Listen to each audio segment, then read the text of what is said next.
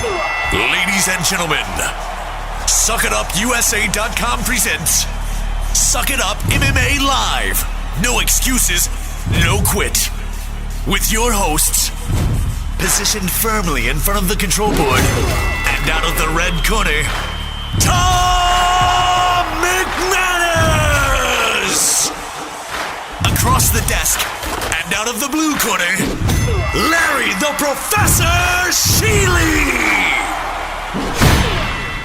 All right, let's welcome to the hotline. Should be him, Stephen Whittier, up from Massachusetts. How about that? Hey, Stephen, it's Larry. How you doing, buddy?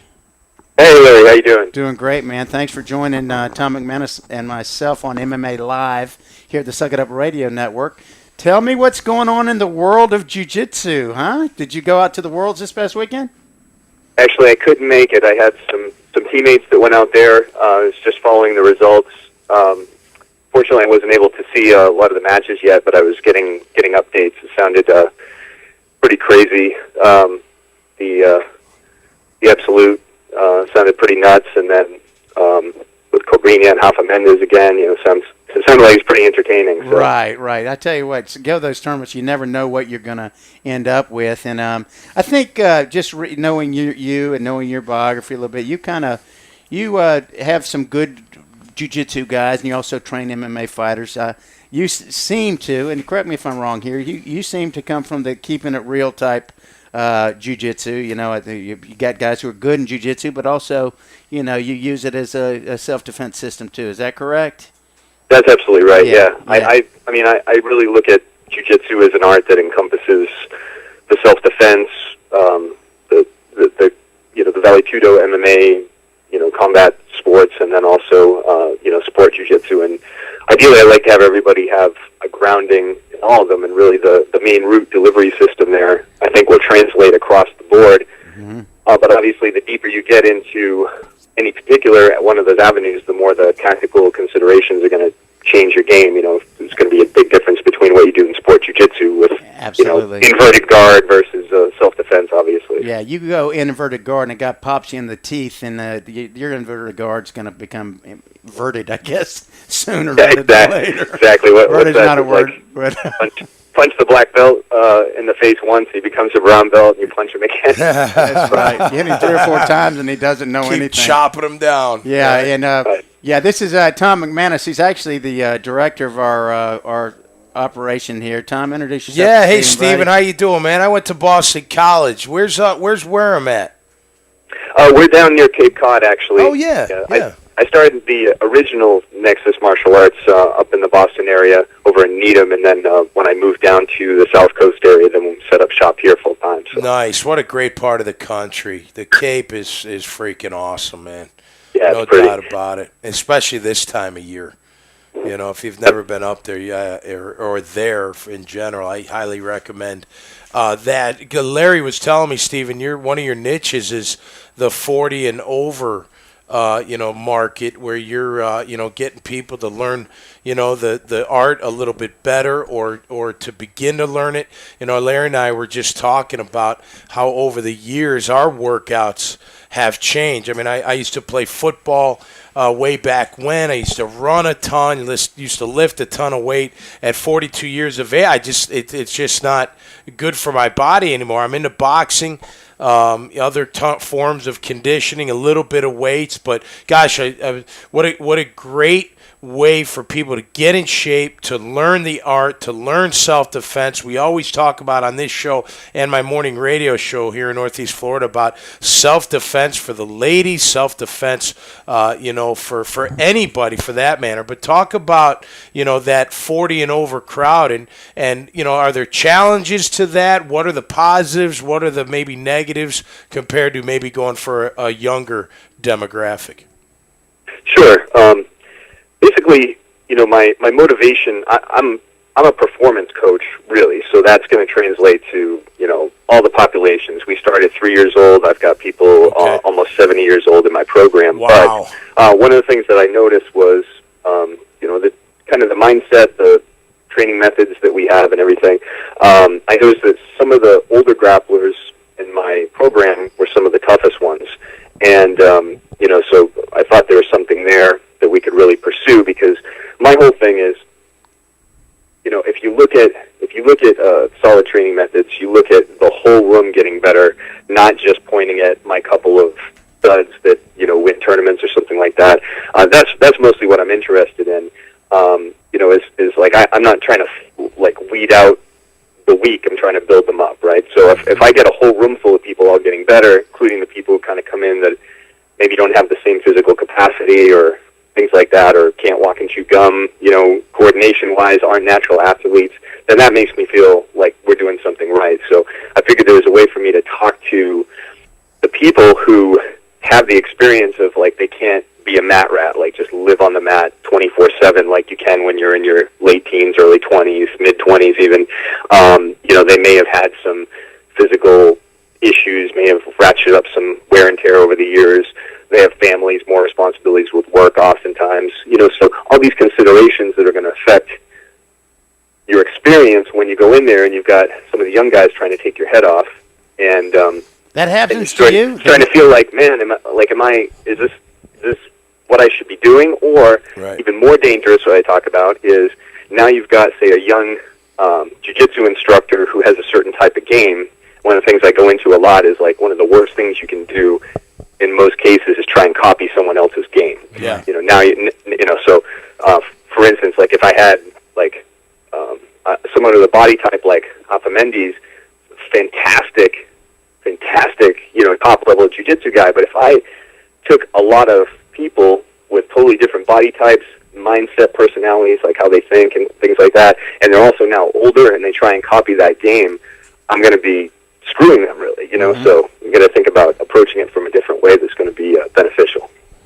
Absolutely. And, in just a few years back, I remember some of the guys, the older guys, when Eddie Bravo, the rubber guard, seeing guys in their late 30s, early 40s, grabbing their leg and just torquing it, waiting for an accident to happen there. So, as a coach and an instructor, you got to keep an eye and do make sure that they're developing their game that fits them, nothing wrong with a guy like that.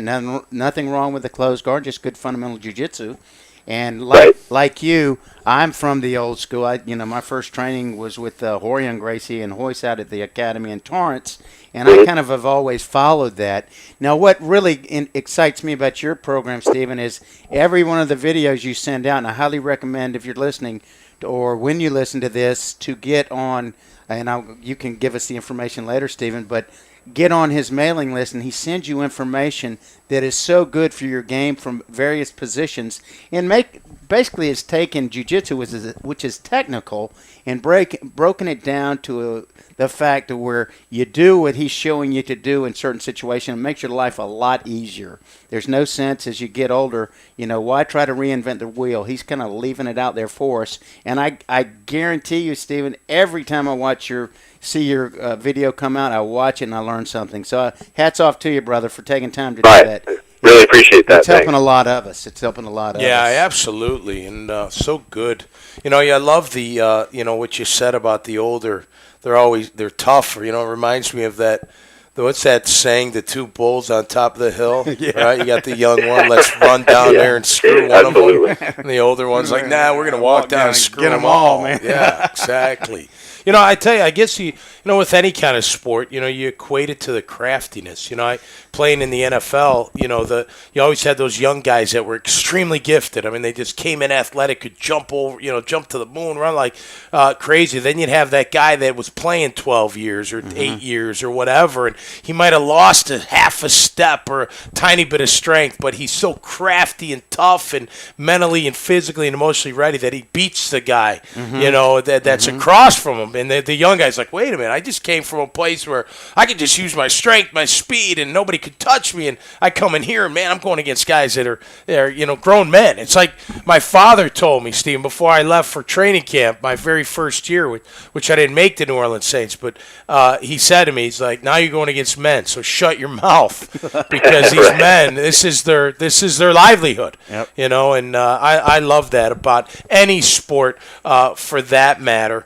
We were talking earlier before you came on about the MMA world as a whole, but the UFC in more specific. UFC Ultimate Fighter going into or just finished its 15th year. I just read where Dana White reached a deal with EA Sports to develop that that video game. Now, not MMA because I think that doesn't have a ceiling at all or a cap to it. But is it a possibility, Stephen, that the UFC could oversaturate? Do you think that could ever happen to that organization?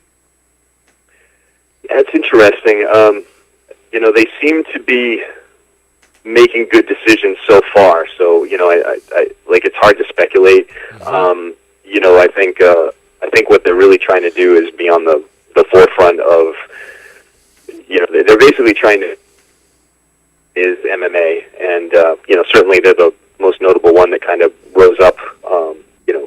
Like when I started, right, we still were talking about NHB and Vale Tudo and things like that. Right. Now MMA is really like more recent term, but it's become UFC's made itself synonymous with MMA, and now they're branching out into all these different, with the retailing and the different video games, all these different branding. So, it's hard to say.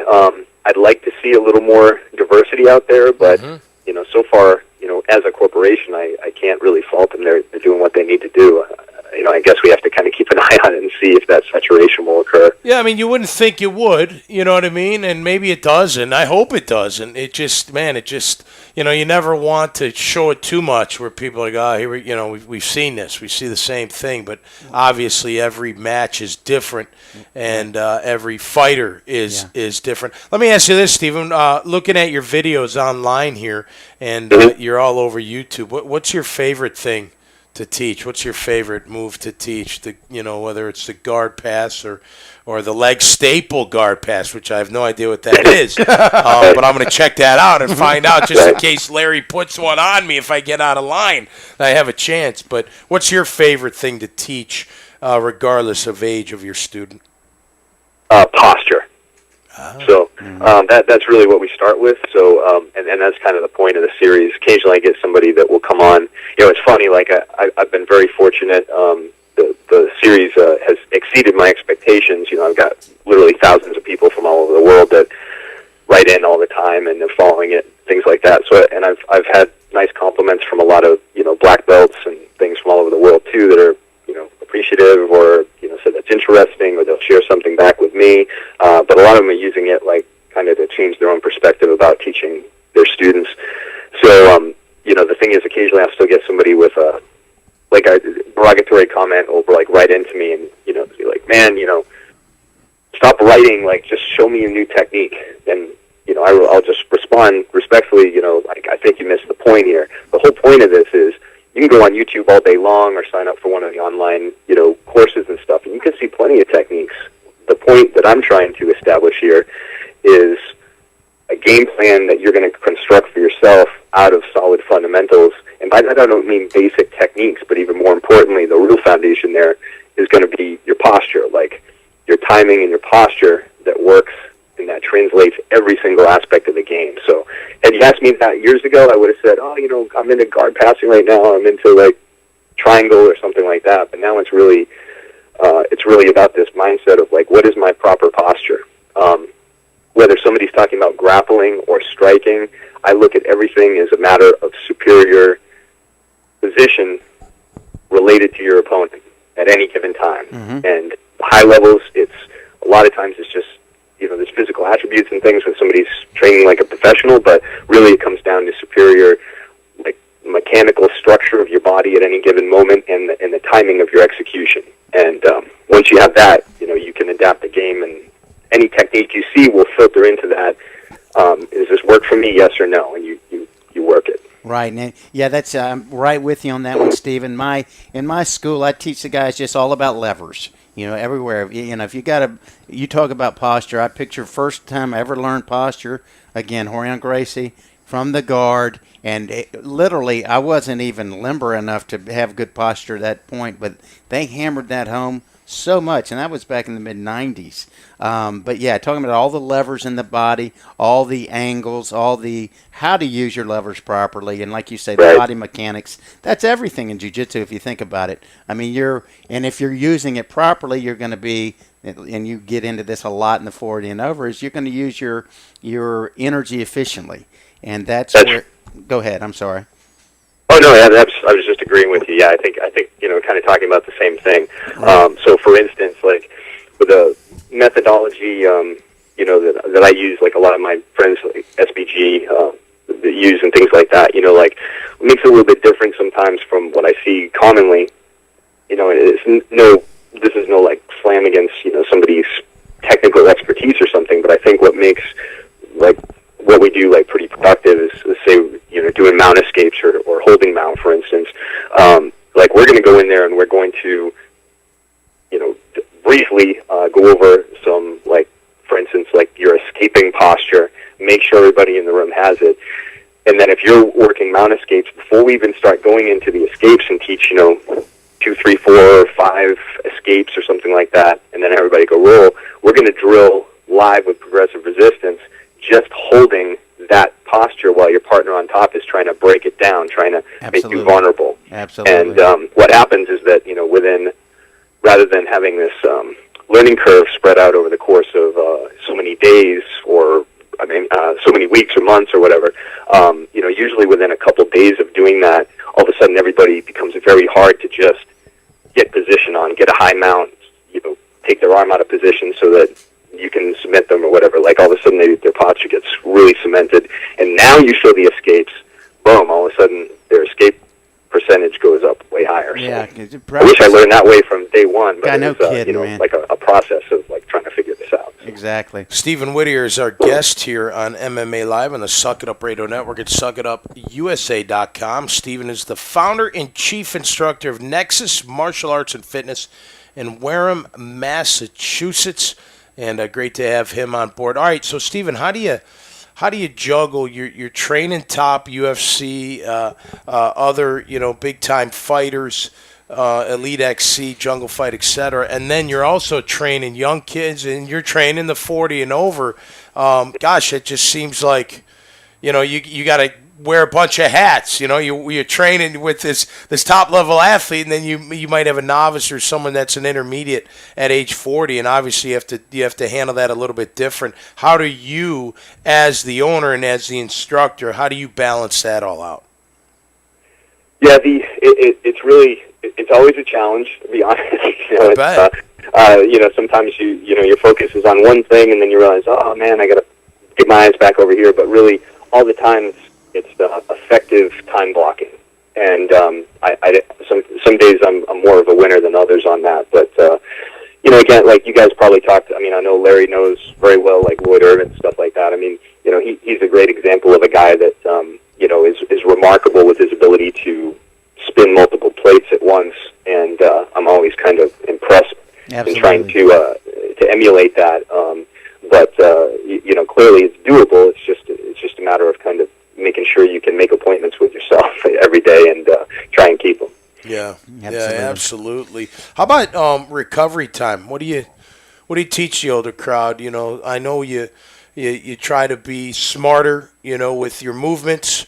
Maybe not as wild, but how about the recovery? Because reading on your site here at 40plusbjj.com, just the fact that you could train smarter and also recover a little bit better. What's the thought process with that? Right. That's kind of hand in hand with the methodology we're trying to lay out. Okay. So a lot of that's going to have to do with putting yourself into smarter positions. So, for instance, one of the things I kind of make an argument for is even if you personally love to play like spider guard or something like that, I talk a lot about like developing an upright sitting guard, butterfly guard, whatever you like to call it, a strategy from there, which is a very active type of guard because it's the only guard you can shoot off of as well as go to your back off of. So my point is, like, I'll kind of go over the fundamentals of the posture from there and some tactics had a lot of wear and tear in your body, and your older grappler, is to constantly do like a climbing guard, unless you're naturally like very flexible for your age or something like that. And now you constantly have these young, larger guys sometimes like stacking you on the back of your neck, then you wind up with a neck like me. Mm-hmm. So if you can play like an upright guard, and also a lot of the ribbon, like pop ribs and things like that occurs from being stacked and twisted, right? So you can play like an upright guard and kind of get used to that.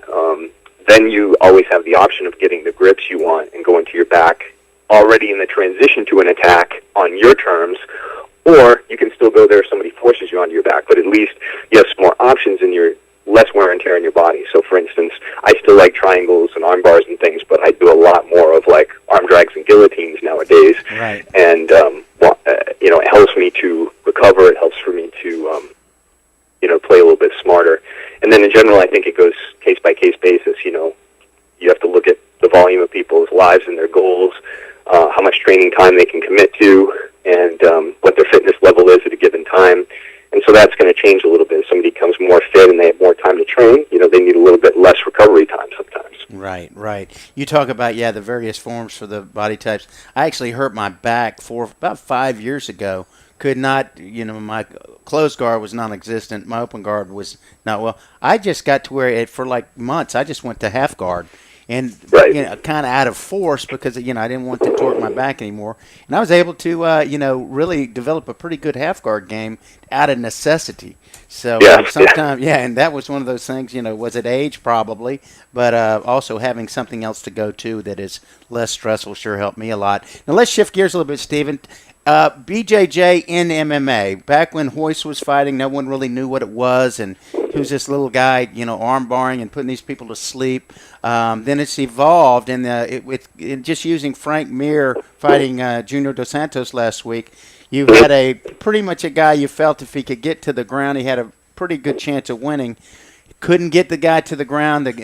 Dos Santos is a great boxer. Where do you see the evolution now with BJJ in particular in the game? Everyone has to be good at everything now. How is BJJ in your eyes? Is it losing its luster? Is it just a phase like when Hoist was there? Everyone kind of walked away from the striking and got jiu-jitsu. Where do you see BJJ in the mix moving forward now? Right. Yeah, I kind of have a couple thoughts on that. So, listen, I mean, jiu-jitsu is not going away. It's an integral part of the game. It's just that, again, we're talking about the considerations of an MMA fighter within that realm. So that means you're going to be getting punched while somebody's passing. You can't be static in certain positions. Certain positions are out. They're not going to work for you pretty much. But it's not going away. The thing is, if you look at jiu-jitsu as a style, that's when you see people going on message boards, oh, jiu-jitsu's dead, it's irrelevant. But if you look at it as really like the ground system, you have wrestling, and then you have jiu-jitsu more as like a system, delivery system, whatever you want to call it, then that's not going away. It's part of it. The difference is now that I see in MMA, and this is kind of the second part of my answer, is that, we're just seeing, I think, the early stages of the modern MMA fighter evolution now. As we know, everybody's training like a professional fighter. People are making careers out of this. And now what happens when we get the guys who are training as mixed martial artists, not as specialists in one area? I was just talking about this to one of my guys last night. But they're not a wrestler. They're not a jiu-jitsu guy who learns striking and wrestling, so on and so forth. Like, they're a mixed martial artist. They start training from a young age, and now the guys that we see entering professional football and things like that are starting on that track, that type of physical specimen, as a technical MMA athlete who wants to be a pro, now going into mixed martial arts down the road. Like we've got John Jones in there, who's, everybody's like, wow, man, this guy's like a physical freak with all these gifts. Right. Got two brothers in the NFL, right? So he's the guy that went into this, but he went into it, even him, as a specialist kind of a little bit later. We're going to see guys coming up who are like, their dream from a kid is to be an MMA fighter, and they're going to train like that with those resources from day one. So it's going to be interesting. Yeah, that is going to be interesting. The evolution of the athlete's unbelievable. I mean, we see it in all sports, and you see it, in MMA, you see it in football. I mean, you see it in every sport. I mean, look how basketball players are built. Go back and watch the 80s, videos. They're Right. like stick figures. I mean, they have right. like short shorts. And their legs are as big as my forearm, for crying out loud. But now look at LeBron James. Look at half these. Look at Dwight they're Howard. I beasts. mean, Yes, they're sir. enormous. Yep. And they're athletic. So it's not like they've gotten bigger and slowed down. They've gotten bigger and are as skilled or even more skilled. And we see that John Bones Jones is a great example of that. I mean, gosh, he is a freak. I mean, he's so quick, so long. We went to UFC 145, Steven, and that left jab. I mean, the poor Rashad Evans. I mean, he didn't know what to do, and then the kick to the leg, and then the everything else that he brought to the table. I mean, it's you don't see it stopping. I mean, you see these high school kids today. I mean, they look like they're in college. I met a family the other day that recognized me, and they had a sophomore, and I said, "Hey, what school you go to?" He's like, "Yulee High School." I'm like, "You're in high school?" He's like, "Oh yeah." I'm like, "What do you play?" He's like, "Offensive line." I'm like, "You burying him into the ground?" Absolutely. I was like, okay. Sophomore in high school, but it's going to continue to evolve in every sport. It's fascinating in that way. It really is. It is. Yeah, it is, definitely. Yeah. All right, Steven. Hey, thanks so much for joining us here on MMA Live. And you can check out one of your websites, of course, 40plusbjj.com. Check them out on YouTube. A lot of videos. Great to have you on board MMA Live here on the Suck It Up Radio Network. Thanks so much, guys. You're awesome. I appreciate it. Yeah, Thanks, appreciate Steven. you, Steven. Talk to Awesome you soon, stuff. brother. There you go. All right. Out the door, Steven Yeah. Whittier. You have to. This has been a production of SuckItUpUSA.com and EIGProductions.com. Heard exclusively on the Suck It Up Radio Network.